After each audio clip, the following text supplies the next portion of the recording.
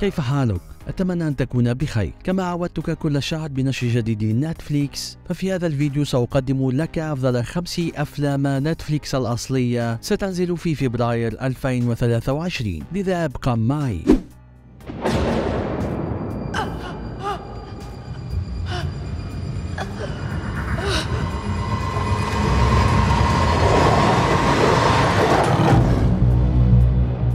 في 3 من فبراير فيلم فايكنج وولف. يروي لنا هذا الفيلم قصة ثيل، وهي فتاة تبلغ من العمر 17 عاما، انتقلت مؤخرا إلى بلدة صغيرة متماسكة مع والديها، لكن تحدث جريمة قتل وحشية في حفل حضرته، وتصبح ثيل شاهدة رئيسية ويلقى بها في مركز التحقيق. بينما تعمل الشرطة على كشف الحقيقة، تبدأ ثيل في ملاحظة أحداث غريبة وغير عادية، مما دفعها للتساؤل عما إذا كان القاتل إنسانا أم حيوانا. ومع وجود شائعات عن ذئب غامض يتربص في المدينة، تعين على ثيل استخدام ذكائها وشجاعتها وكشف الحقيقة قبل فوات الأوان. فيلم فايكنج وولف يعد بقصة مثيرة ومشوقة ستمتعك كثيرا.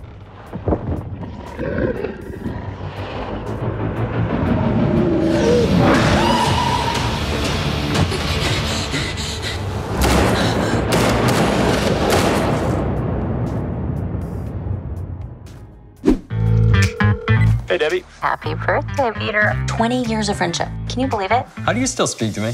Do you remember the first night we met? في 10 من فبراير ستجد فيلم Your Place or Mine، فيلم كوميدي رومانسي تدور أحداثه حول 2 من أعز الأصدقاء، ديبي وبيتر، اللذان يعيشان حياة مختلفة تماما. فديبي أم عزباء ومحاسبة ناجحة تثني الثبات والإجراء المنظم في حياتها في لوس أنجلوس، وبيتر كاتب طموح ويشعر بالإثارة وعدم التوقع في حياته الزحامية في مدينة نيويورك. لكن قرر الاثنان يوما ما تبديل المنازل لمدة أسبوع، ويبدأ كل منهما بالتجربة في تغيير سرعة الحياة ومظهرها.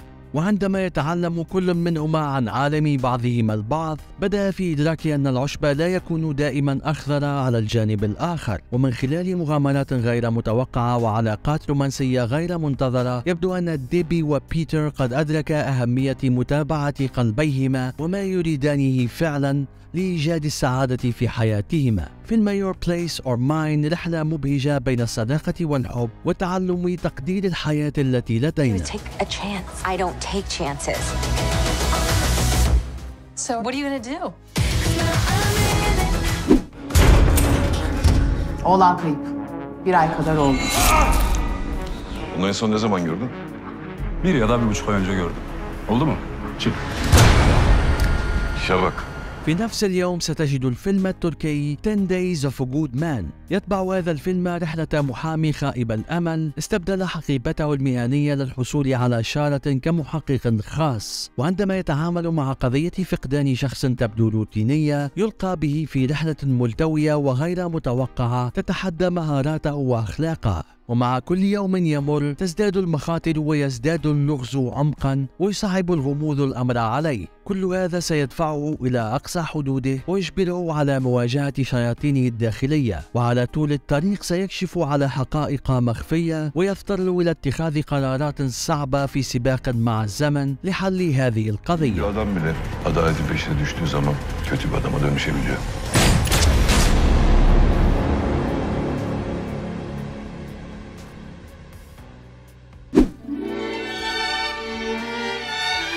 Welcome to our home.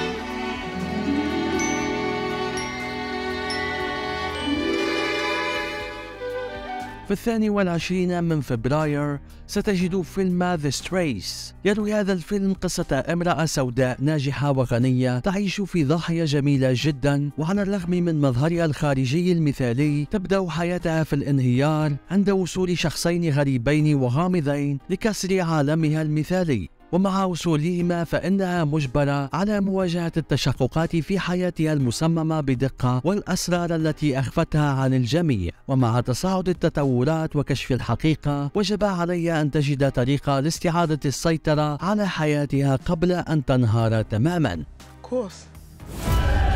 Run. Run. And run.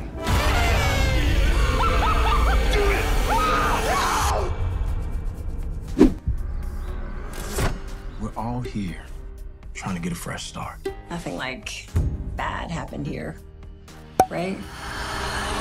في 24 من فبراير ستجد فيلم We Have a Ghost الذي يروي لنا قصة كيفن، رجل أعمال ناجح ينتقل مع أسرته إلى منزل يبدو عاديا، ومع ذلك فإن حياتهم المثالية في هذا المنزل تنقلب رأسا على عقب عندما اكتشفوا وجود روح شريرة تدعى إرنست. لكن كيفن كان ذكيا واستخدم قدرات إرنست الشبحية لتحويله إلى ضجة كبيرة على وسائل التواصل الاجتماعي، وأعد حفلات عشاء مليئة بالأشباح للفضوليين والباحثين عن الإثارة، ونمت شهرة إرنست. لكن ابن كيفن بدأ في التحقيق في الماضي الغامض لهذا الشبح، وكشفوا بذلك أسرارا وضعته هو ووالده كهدف لوكالة المخابرات المركزية. ومع اقتراب الخطر وجب على كيفن وعائلته إيجاد طريقة لكشف الحقيقة وراء وجود إرنست وحماية أنفسهم من أولئك الذين لن يتوقفوا عن أي شيء لإخفاء أسرارهم والتخلص من شبح إرنست.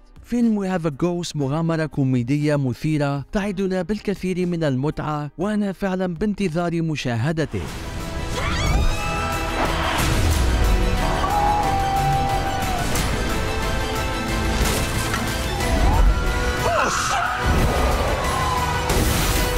Where's Ernest?